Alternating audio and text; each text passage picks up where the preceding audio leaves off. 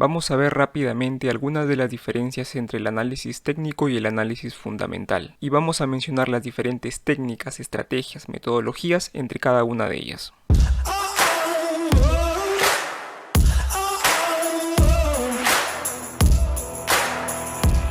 En primer lugar, vamos a ver algunas de las diferencias del análisis técnico y el análisis fundamental. El primer punto se basa en su facilidad, y tenemos que el análisis técnico es muy sencillo de realizar, mientras que el análisis fundamental puede resultar más complicado.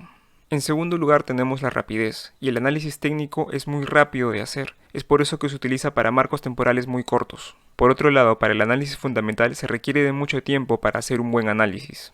El análisis técnico tiene una frase muy conocida: el precio lo descuenta todo, ya que este tipo de análisis se basa solamente y exclusivamente en el precio, mientras que los fundamentales dicen: precio es lo que pagas, valor es lo que recibes.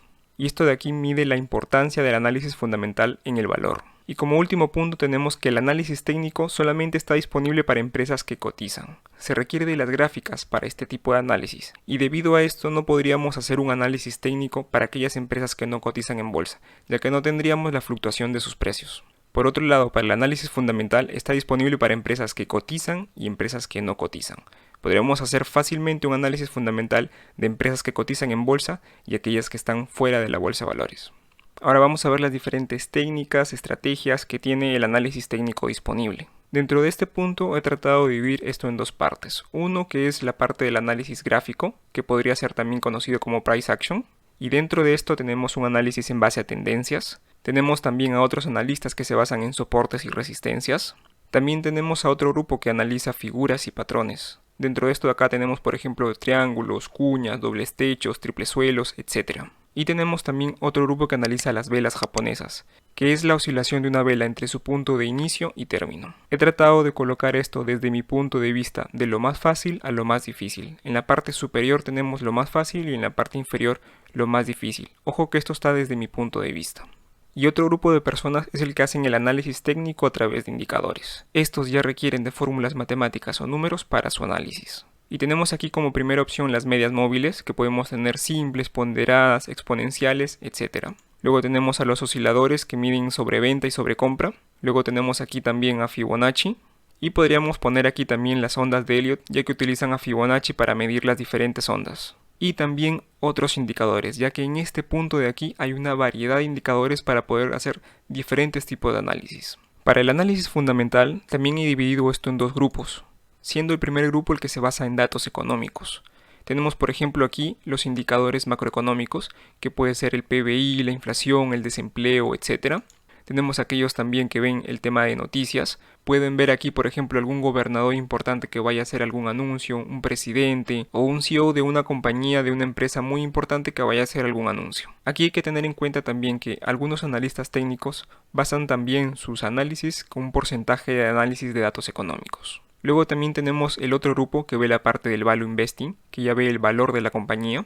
Tenemos como primera estrategia, técnica o metodología el análisis de estados financieros. Y aquí tenemos el análisis horizontal. Este de aquí mide, por ejemplo, la evolución de un año con respecto al año anterior. Puede ser, por ejemplo, la evolución de las ventas, la evolución de los costos, la evolución de los gastos financieros, etc. Y tenemos el análisis vertical. Este de acá mide la relación que tiene algunas partidas específicas con respecto a otras. Por ejemplo, puede ser la relación que tienen los costos de ventas con las ventas. O por ejemplo, la relación de gastos financieros con respecto a las ventas. Luego también tenemos el análisis de ratios financieros. Y aquí, por ejemplo, podemos tener indicadores de solvencia, indicadores de liquidez, indicadores de rendimientos, etc. Y luego aquí también tenemos el análisis por múltiplos, que por ejemplo podemos tener aquí el ya conocido PER, podemos tener el Price to Book y podemos también tener otros más complicados como el EV/EBITDA. Esta parte de aquí de análisis por múltiplos podría estar más arriba, ya que ahora es muy fácil poder conseguir estos indicadores, pero lo ideal aquí sería poder hacer nosotros mismos estos indicadores. Y como último grupo tenemos a las metodologías del value investing, que pueden ser las más complicadas de toda esta sección. Aquí dentro de estas metodologías tenemos por ejemplo al flujo de caja descontado y también la metodología del dividendo descontado, que es muy similar a la de flujo de caja descontado. Y ahora la pregunta es, ¿qué técnicas, estrategias, metodologías son las que debería de usar? Y esto va directamente relacionado con el tiempo. Si uno quiere operar a muy corto plazo, no va a irse por el análisis fundamental ya que demora mucho tiempo. Lo ideal es ir por el análisis técnico, que es mucho más rápido, es mucho más sencillo de hacer y para temporalidades muy cortas es ideal. Y ahora, si uno está pensando en el largo plazo, que es por donde se va este canal, lo ideal es ir con el análisis fundamental.